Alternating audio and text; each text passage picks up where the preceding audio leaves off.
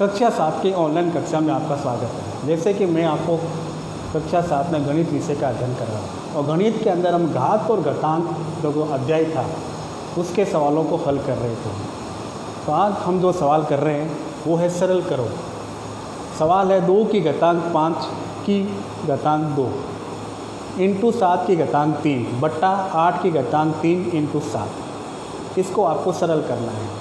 तो आपको पता है कि मैंने आपको समझाया था कि जब इस प्रकार का सवाल दिया हुआ हो तो उसके अंदर जो अभाज्य संख्याएं होती है वो तो अपने स्थान पर वैसी की वैसी रहेगी, और जो भाज्य संख्याएं होती है उनको हम अभाज्य गुणनखंड विधि के द्वारा पहले घातांक के अंदर बदलते हैं कि जब तक हम उन भाज्य संख्याओं को घातांक में नहीं बदलेंगे तब तक ये सवाल आगे नहीं बढ़ेंगे। तो ध्यान से देखना है और समझना है। देखिए 2 और 7 ये तो दोनों अभाज्य संख्याएं हैं, इनको तो हम एक बार वैसी ही स्थिति में वापस उतार देंगे।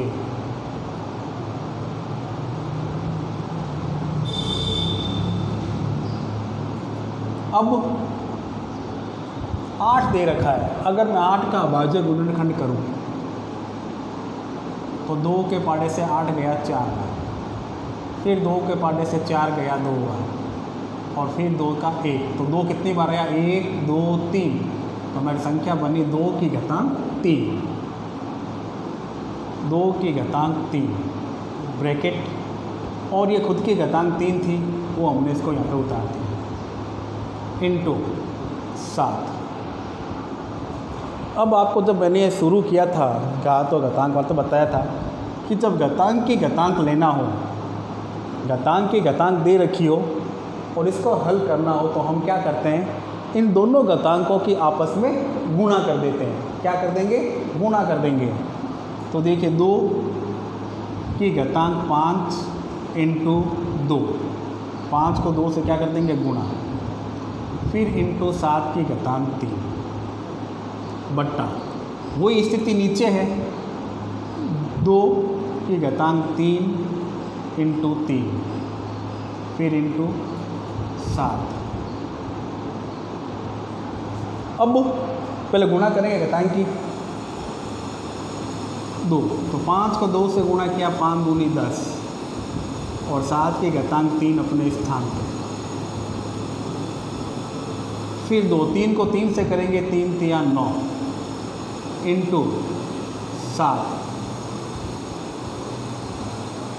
जब आधार एक जैसा हो, गुणा का चिन्ह हो तो घातांकें जुड़ जाती है। तो देखिए एक जैसी नहीं है, यहाँ 2 और 7 है, नीचे भी 2 7 है। आधार समान और भाग का चिन्ह हो तो हम घातांकों को घटा देते हैं। तो आपको ध्यान रखना इस चीज़ का, जब आधार समान हो और गुणा का चिन्ह हो तो हम घातांकों को जोड़ देते हैं, और आधार समान हो और भाग का चिन्ह हो तो हम घातांकों को घटा देते हैं।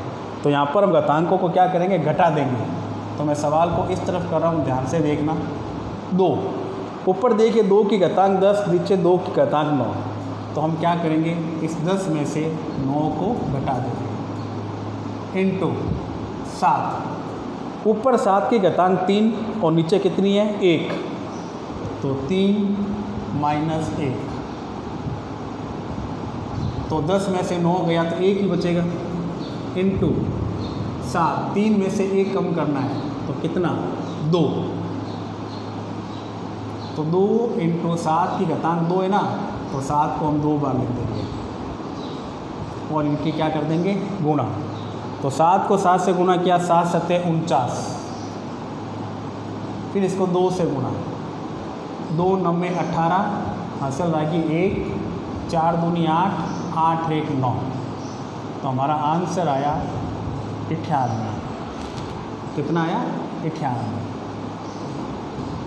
तो इस प्रकार से आपको इस सवाल को हल करना है। अब एक अन्य प्रश्न है 25 की घातांक 3 भाग का चिन्ह 5 की घातांक 3। तो देखिए 25 तो भाज्य संख्या है, इसको पहले आपको क्या करना है, घातांक में बदलना है। तो आपको पता है कि 25 का टुकड़ा कितना होता है 5 इंटू 5, और 5 इंटू 5 को हम 5 की घातांक 2 भी लिखते हैं। तो 25 को तो हमने बदल दिया 5 की घातांक 2 ब्रैकेट। अब ये घातांक जो थी अपनी जगह पे, भाग 5 के घातांक 3।